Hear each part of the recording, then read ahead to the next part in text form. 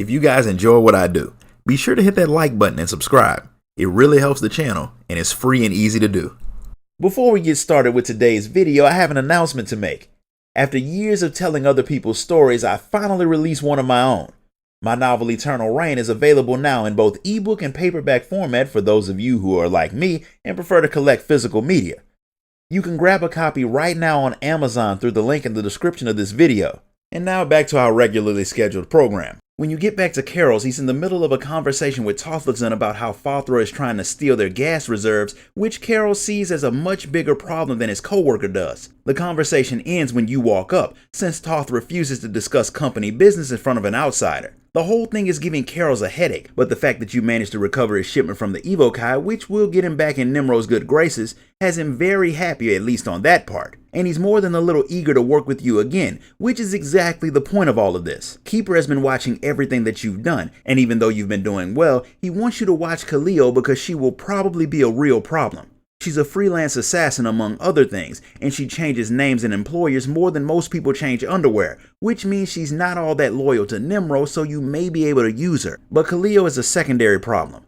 Nimrod owns a gas mine on Hutta, and the Empire wants access to what he produces. Unfortunately, SWTOR has been stealing some of Nimrod's gas, so you need to destroy his operation out in the rust yards to make him stop cutting into Nimrod's profit. If SWTOR was able to refine the gas the way that could be used in the explosives that the Empire wanted, they would just do business with him.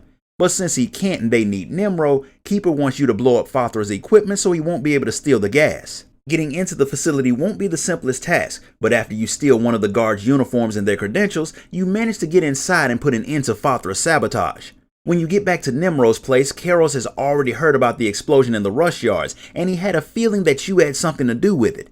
He knows SWTOR will retaliate, but he's gonna make sure Nimrod's ready for it. When you make it back to your room to report to Keeper, there are a few people there who are definitely not supposed to be. Someone paid them to put some listening devices in your room, but since you caught them, they try to kill you instead, which turns out to be a very unwise decision. Once they've stopped breathing, you contact Keeper to let him know about your progress with Nimrod's people.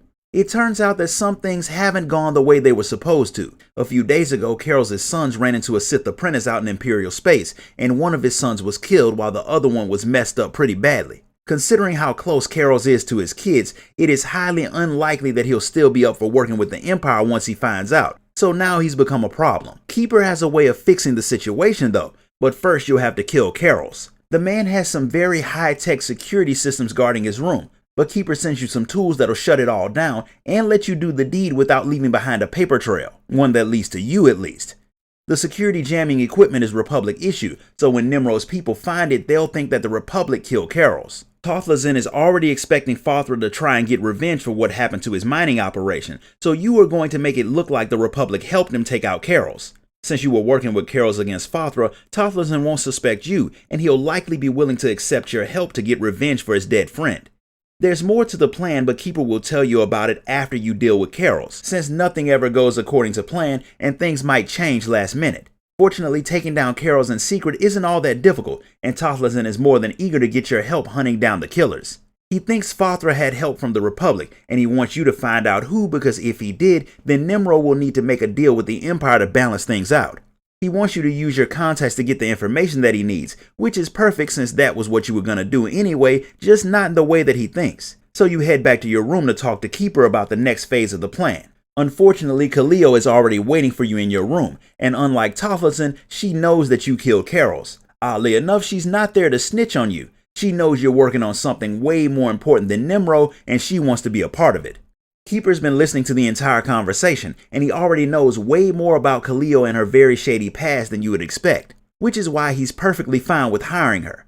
You don't have a problem with that since it beats the alternative of having her try to ruin your mission.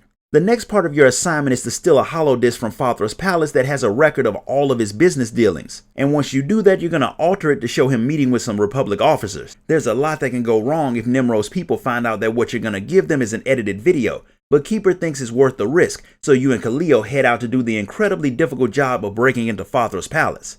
The good news is Khalil's been there before, so she helps guide you through the place. The bad news is there are a lot of people there guarding it that the two of you have to deal with.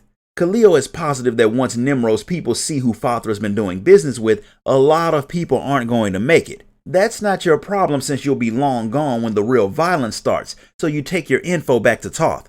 Nimro reacts exactly how Keeper hopes and starts making moves to do some deals with the Empire.